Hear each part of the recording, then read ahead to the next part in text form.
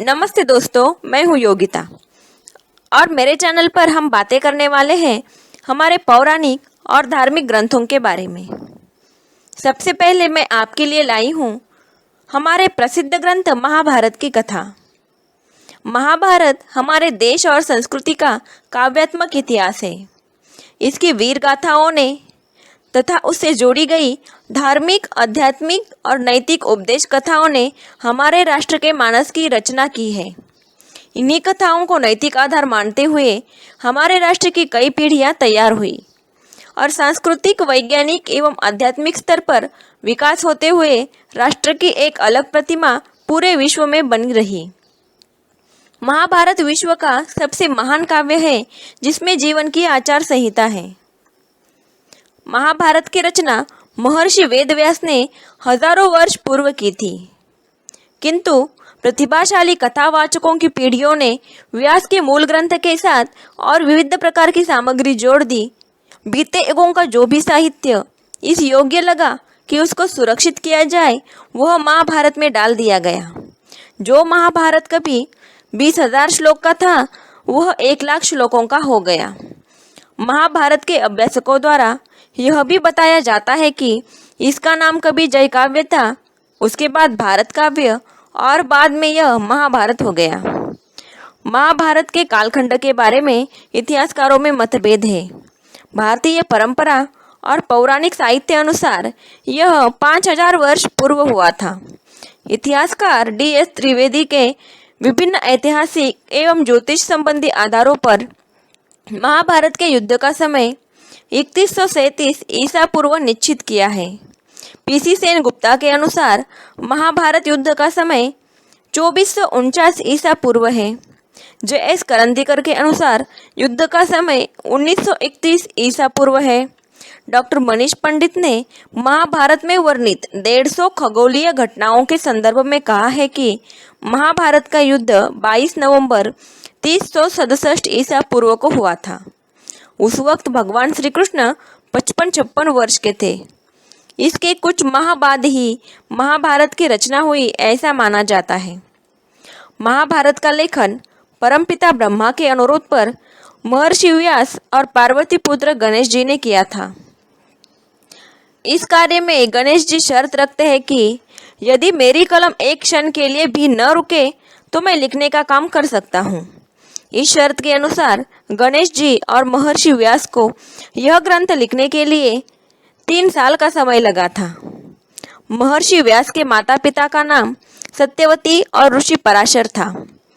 महर्षि व्यास की माता सत्यवती राजा वसु की पुत्री थी, लेकिन उसका लालन पालन निषाद राज ने किया था, इसीलिए वह उसी की पुत्री कही गई।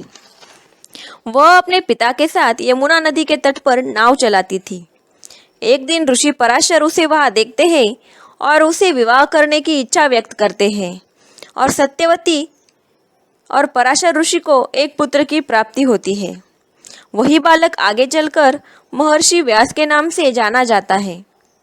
अब देखते हैं पुरुवंश में कौन कौन से राजा हुए थे।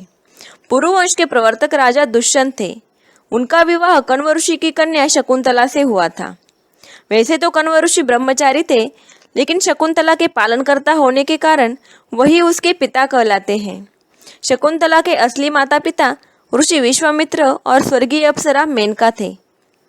राजा दुष्यंत और शकुंतला के पुत्र का नाम सर्वदमन था और यही सर्वदमन अपने पराक्रम से संपूर्ण पृथ्वी पर राज्य करता है और राजा भारत के नाम से जाना जाता है और उन्हीं के नाम से हमारे देश की पहचान है।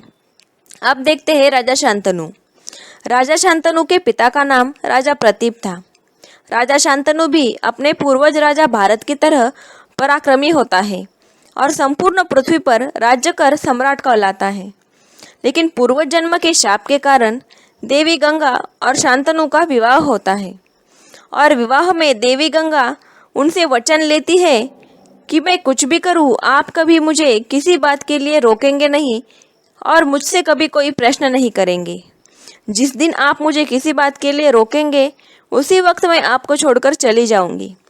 देवी गंगा की बात मानकर वह उसे वचन देते हैं। आगे चलकर राजा शांतनु और देवी गंगा को 7 पुत्र होते हैं, लेकिन देवी गंगा हर एक बच्चे को जन्म लेते ही नदी में बहा देती है। यह सब देखकर शांतनु को बड़ा दुख होता है, लेकिन वचनबद्ध होने के कारण वह कभी कुछ कह नहीं पाते। लेकिन जब 8वां पुत्र जन्म लेता है, तब राजा शांतनु देवी गंगा को उस बच्चे को पानी में बहाने से मना कर देते हैं और उसके ऐसे करने का कारण पूछते हैं। तब देवी गंगा उन्हें बताती है, हमारे यह 7 पुत्र 7 वसु थे। पूर्व जन्म के शाप के कारण उन्होंने हमारे यहाँ जन्म लिया था और उन्हें शाप से मुक्त करने के लिए ही मैंने उन्हें पानी में बहा दिया है। लेकिन अब आपने इस 8वें पुत्र को पानी में बहाने से मुझे रोका है, तो अब यह शाप से मुक्त नहीं हो सकता और आपके दिए हुए वचन अनुसार अब मैं आपके साथ नहीं रह सकती। इसीलिए मैं आपके इस 8वें पुत्र को लेकर जा रही हूँ, लेकिन उचित समय आने पर मैं आपको आपका पुत्र लौटा दूंगी। और वो वहाँ से चली जाती है। देवी गंगा और अपने पुत्र की राह देखते राजा शांतनु के जीवन के 16 साल बीत जाते हैं और एक दिन देवी गंगा अपने पुत्र देवव्रत को लेकर शांतनु के पास आती है और देवव्रत को शांतनु को सौंपकर चली जाती है। जब देवव्रत जवान हो जाते हैं, तब राजा शांतनु उसे युवराज बना देते हैं। ऐसे ही दिन बीतते जाते हैं और एक दिन शांतनु शिकार करने के लिए वन में जा रहे होते हैं। तभी वह यमुना नदी के तट पर निषाद कन्या सत्यवती को देखते हैं और उससे विवाह करने का निश्चय कर लेते हैं और इसीलिए वह सत्यवती के पिता से मिलकर उनके विवाह की बात करते हैं। लेकिन निषाद राज इस विवाह को सम्मति देने के लिए एक शर्त रखते हैं कि विवाह के बाद सत्यवती को जो पुत्र होगा, राजा शांतनु उसे अपना उत्तराधिकारी बनाएंगे। निषाद राज की यह बात को अस्वीकार करके राजा शांतनु हस्तिनापुर लौट आते हैं। लेकिन जब देवव्रत को अपने पिता की इस इच्छा का पता चलता है, तब वह स्वयं जाकर सत्यवती के पिता से मिलता है और उनकी रखी हुई हर एक शर्त को मान्य करके हस्तिनापुर के राजगद्दी को त्याग करने की और आजन्म ब्रह्मचारी रहने की कठोर प्रतिज्ञा करते हैं। इस कठोर प्रतिज्ञा के बाद लोग देवव्रत को देवव्रत भीष्म के नाम से जानने लगते हैं। अपने पुत्र के इस समर्पण को देखकर राजा शांतनु उसे इच्छा मृत्यु का वर देते हैं।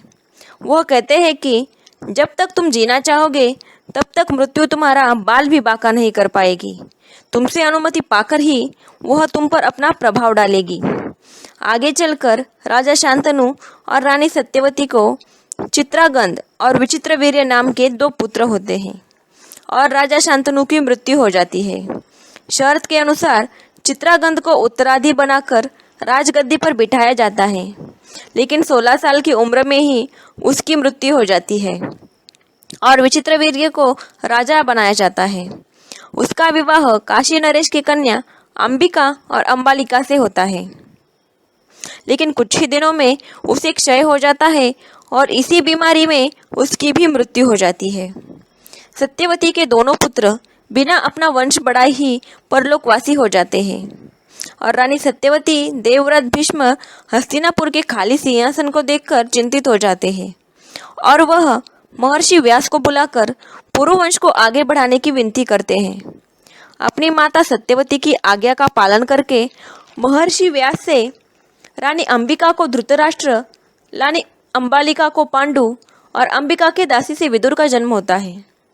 आगे चलकर तीनों लोकों में सबसे बलवान धृतराष्ट्र, सबसे श्रेष्ठ धनुर्धर पांडु और विदुर के समान धर्मज्ञ और धर्मपरायण कोई नहीं था। लेकिन जन्मांध होने के कारण धृतराष्ट्र को, दासी पुत्र होने के कारण विदुर को राज्य नहीं मिल पाता और पांडु को राजगद्दी पर बिठाकर राज्य दिया जाता है और वह हस्तिनापुर नरेश बन जाता है। कुछ ही दिनों में धृतराष्ट्र का विवाह गांधार राज सुबल की कन्या गांधारी के साथ तय किया जाता है। अपने पति के जन्मांध होने के कारण पतिव्रता गांधारी आंखों पर पट्टी बांधकर दुनिया को न देखने की प्रतिज्ञा करती है और भीष्म की अनुमति से धृतराष्ट्र और गांधारी का विवाह संपन्न होता है और राजा पांडु का विवाह यदुवंशी शूरसेन की कन्या पृथा से होता है। शूरसेन ने अपनी पुत्री पृथा को अपने बुआ के संतानहीन लड़के कुंती भोज को दत्तक दिया था, इसीलिए उसका नाम कुंती रखा गया था। कुंती बड़ी ही सात्विक, सुंदरी और गुणवंती थी। विवाह के तुरंत बाद राजा पांडु पृथ्वी के दिग्विजय की ठान लेते हैं और पूर्व, पश्चिम, उत्तर, दक्षिण चारों दिशाओं में विजय प्राप्त कर सम्राट बन जाते हैं और मद्र देश की कन्या माद्री को उपहार के रूप में ले आते हैं और उनका दूसरा विवाह माद्री के साथ हो जाता है। इसी बीच भीष्म राजा देवक की दासी पुत्री के साथ विदुर का विवाह कर देते हैं। तो आज के लिए बस इतना ही। मिलते हैं अगले वीडियो में। तब तक के लिए नमस्ते।